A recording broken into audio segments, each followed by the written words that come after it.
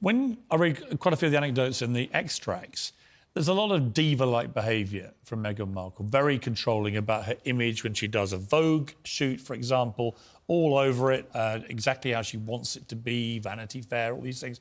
There's a constant kind of feeling that she wants to be completely on top of everything, and anyone who gets in her way gets trashed. Well, she thinks she wants to be the great Hollywood celebrity, the star, like Meryl Streep or something like that. She imagines she should do the same. The problem is she gets undone on each occasion. On Vanity Fair, she doesn't get at all what she wants. On Vogue, she gets much more than can be expected. But, of course, then the palace react because she's behaved appallingly by not telling the palace what she's going to do. And I think the most interesting story is the Reitman story. Reitman's is like a Marks and Spencer's in Canada.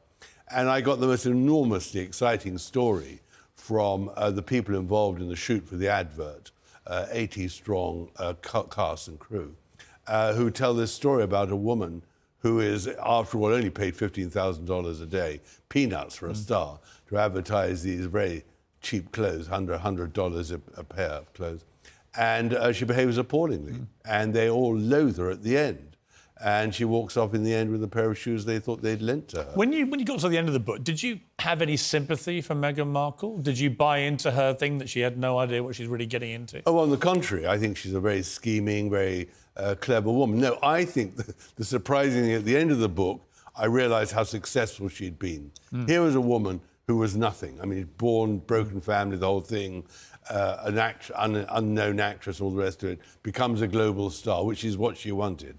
When she was about 9 or 10, she said to her father, I want to be famous, I want to walk down the red carpet. And she has now done that. And she's calculated that she could be a great success. And by marrying Harry, she did it. And so Are they in trouble now, though? Is the Sussex brand on the downward slope? A lot of American friends of mine are completely done with them, which they weren't even a year ago. Sure. And this book may hasten the downward trend, for which I wouldn't be sad at all, because they pose a real threat to the royal family. Well, that's what I've felt from the reason I've been so exercised about them is I think they are destroying a lot of the magic of the monarchy. They're calling the royals a bunch of callous racists and so on without producing any hard evidence to support any of these claims. On the contrary. And it's incredibly damaging. Actually telling untruths. Yeah. And I think that was terrible. That's really why I wrote the book, because I just thought this woman is really doing something quite dreadful to Britain. And Harry has fallen in love with her in a ludicrous way and has gone along as her accomplice. What about Thomas Markle in all this? He's had a big stroke. I'm told he can't even talk at the moment. He's not heard a word from his daughter. He brought her up for years on his own.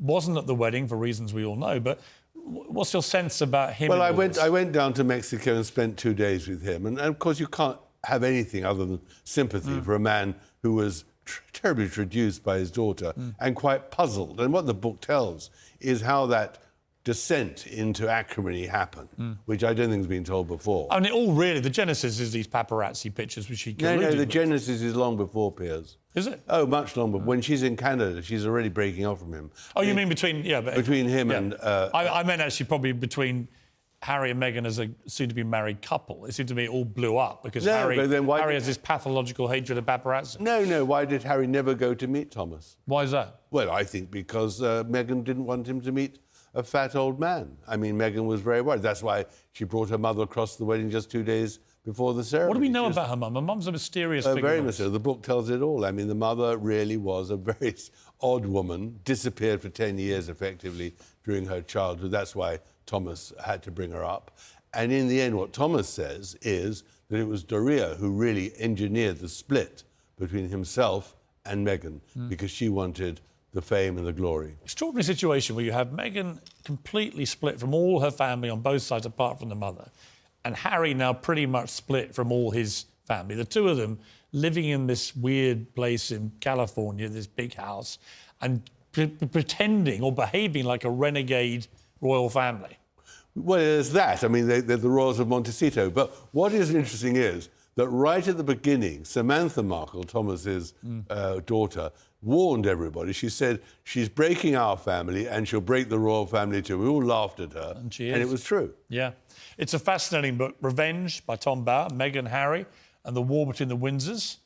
It's going to be a bestseller, isn't it, Tom? It is already, Piers. Selling hotter than the weather right now. Good to see you. Thank you very much.